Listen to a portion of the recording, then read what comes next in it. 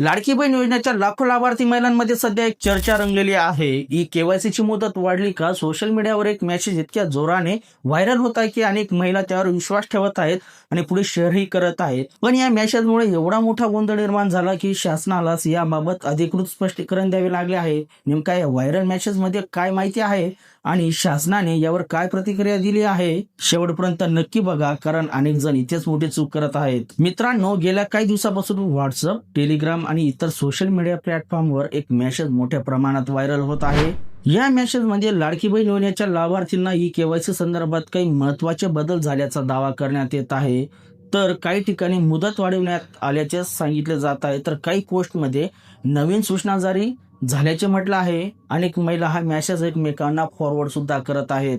यामुळे नेमकी खरी माहिती कोणती आणि चुकीची माहिती कोणती असा प्रश्न निर्माण झालेला आहे. अनेक महिला विचारात पडल्या आहेत की कोणत्या माहितीवर विश्वास ठेवा आणि कोणत्या माहितीवर नाही. याच कारणांमुळे आता महिला व बाल विकास विभागाने अधिकृत निवेदन जारी केलेले आहे.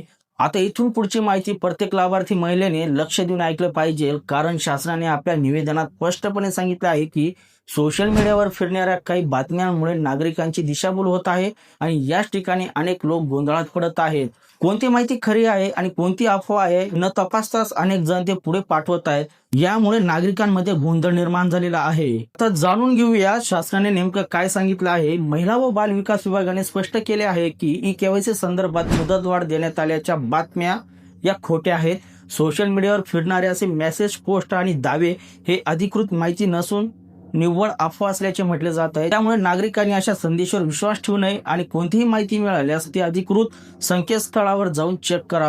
म्हणून मित्रांनो, लाडकी बहीण योजनेबाबत कोणतीही मेसेज मिळाला तर तो लगेच फॉरवर्ड करण्यापूर्वी त्याची खात्री करा आणि अशाच माहितीसाठी आपल्या चॅनलला सबस्क्राईब करा, इंस्टाग्रामवर फॉलो करा. धन्यवाद.